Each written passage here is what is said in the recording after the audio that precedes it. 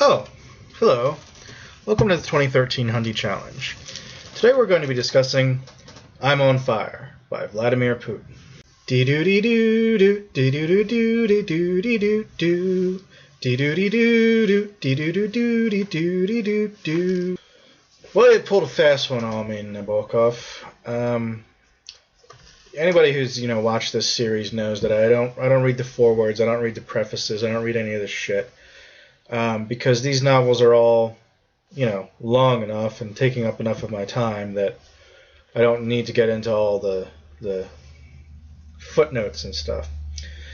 So I picked up Pale Fire, and it was part of a big, anthology of Nabokov novels. And I flipped to it, and it's about, maybe about 200 and some pages total. And I come to the beginning, and it's the foreword. So I flip through it. And then it's a poem, and I'm like, a fucking epic poem. I'm like, okay, so it's like 30 pages. I flip through real quick. I get to the end, and it's like footnotes. And I'm scratching my head. I'm like, this is supposed to be the Modern Library's top 100 novels of the 20th century. And this looks like it's about a 30-page epic poem. What the fuck is going on here? So I go to my trusty Wikipedia and I look it up, try not to look for spoilers as I usually don't. And of course it says, oh, well, the story of the novel is in the foreword and the footnotes. And I'm glad I looked that up. I go back and I check, and of course the foreword and the footnotes are not by Nabokov, nor is the poem. It's by the notes are by Charles Kinbote, and the poem is by John Shade. So very clever, very fast one that Nabokov is pulling on us here. So I go back to the beginning and I read through the foreword, and I'm just start belly laughing, like 2 or 3 pages in. I'm like, what the fuck is this guy talking about? And it's funny because I'm guessing Nabokov is a actual academic, an actual scholar of some sort, because he has the cadences of academia down. Like, everything he says, it's like reading a fucking nonfiction book, or like reading a footnote on a fiction book. It's dead on, just like that. But clearly by a deranged, just a completely unreliable narrator who's clearly deranged. So you read the foreword, and he's like, I'm really glad I got the chance to publish this poem by my friend John Shade, and I saved it from the fire. And you're reading it, and you really start to get the impression that Shade didn't want anyone to read this poem. He intended to burn it, but that Kinbote plucked it out of the flames and published it anyway, and that he's like what do you call it, like a remora, like a leech, like a parasite, which is really interesting, because when you think about someone like Omar Khayyam, and what was his translator's name, Fitzgerald. So Omar Khayyam was this great poet, and Fitzgerald made his name just by translating the poetry from Arabic into English. And, they consider his translations to be they're beautiful in their own way, but they're really poor translations. So it makes you think about these kind of people, these kind of academics who hitch their wagon to somebody else's star, and, that's how they make their careers. So then I get to the actual poem, and Nabokov actually wrote this poem here, and it's like the Eye of Argon. It's like the worst poem in the English language. It's like laugh out loud funny. Every couple of paragraphs, I was just like laughing my ass off, because I was like, what the fuck is going on here?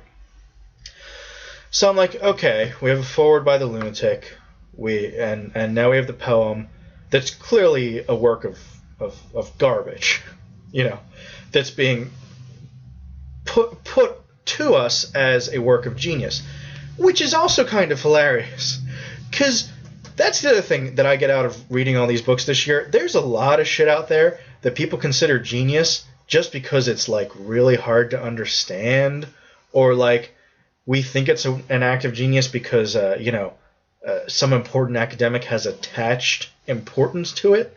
Like, you will never convince me that The Sound and the Fury is worth me fucking reading. That was the worst book I've ever fucking read.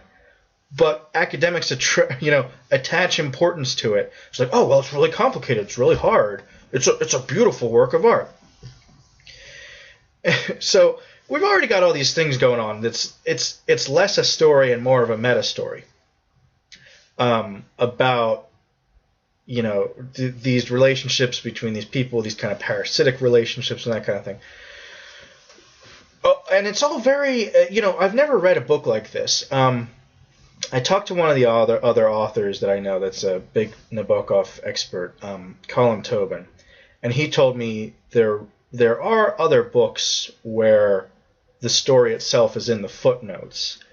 But I gather this was one of the earliest, and certainly to use this method it's certainly novel to me. So I keep saying footnotes. Of course I mean the endnotes. So once you've gotten through the first two parts, you get to the endnotes, and here's where the actual story, the actual novel, so to speak, unfolds. So what happens is Kinbote, the academic who is kind of a lunatic, he starts to read things into this terrible, terrible poem that are like patently not there. Like I said, it's a terrible poem. It's about like a summer's day in like Appalachia. I mean, it's there's not a whole lot going on in this poem. So you start to read through these endnotes, and Kinbote will take like the randomest line, and he'll be like, line 7, because, and then for like 10 pages he'll go on about why because reminds him of this time that he met the author John Shade, and they had dinner and they were such like soulmates. Okay? And so this narrative is interspersed. It's almost like half and half, like first one then the other, with this other narrative that's what Kinbote is convinced the story of the novel is, which is about Zembla, which is kind of like a Russia stand-in, maybe like Finland or something like that. I mean, it's a fictional country. And the escape from the downfall of the king and his escape from Zembla. And so it's just false. It's just obviously not what Shade was writing about, but obviously it's what Kinbote wanted Shade to have been writing about. So as you're reading through this, you're feeling like Kinbote is just more and more deranged as time goes on.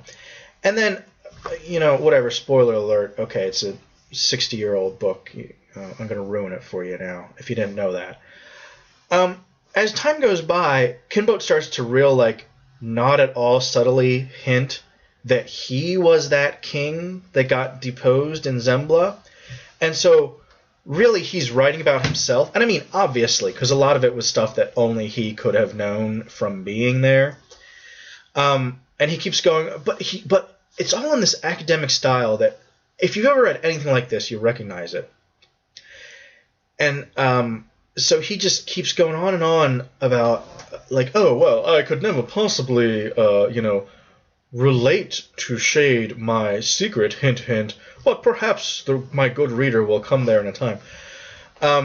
So as you go along, you start to realize that the stories, which seem totally separated, gradually are coming together as you realize that Kinbote himself is actually this exiled king. And that the one path of the story is how Shade came to write and publish the shitty poem. And the other half of the story is how Kinbote came to the college that they both work at and came to, meet the guy and stuff. And then, so this is all kind of going on. I'm like, okay, this is a little silly, it's clever, it's well executed, it's a little silly. And then you get to the end and it's fucking haunting. Because then you find out there's a reason why he's talking about a place called Zembla, because there's no such fucking place, and that he's talking about assassins that don't exist, because what really happened is some guy escaped from an insane asylum, killed Shade in front of him, and Kinboat had a nervous breakdown. So the whole thing is just made up. It's really kind of haunting once you get to that point. And I'm sure, folks will disagree with my interpretation of that. I guess it's entirely possible that he really was this guy and all of his crazy ideas were true. It's one of those kind of books where, okay, yeah, I draw my conclusions and they seem pretty obvious to me. But obviously, it's all open to interpretation. We're open to have our own conclusions about it. You might come back to me in the comments and say, oh, you fucking idiot, this is the best poem I've ever read. You don't even know what you're talking about. This was my first Nabokov book. We've still got Lolita on, which is by far the more famous. We've still got Lolita coming down the pike, so we'll have my thoughts on that eventually. Overall, a difficult fucking book. I couldn't read it all in one sitting. I had to alternate with Lay Death at Our Door. Really difficult, really challenging, pretty rewarding, pretty impressive with what he accomplished. And to my own personal hatred of footnotes and endnotes and forewords and prefaces, which you've all seen demonstrated throughout this whole, challenge, an excellent response from the academic community. So thanks for tuning in. We will be back next time with Main Street by Sinclair Lewis.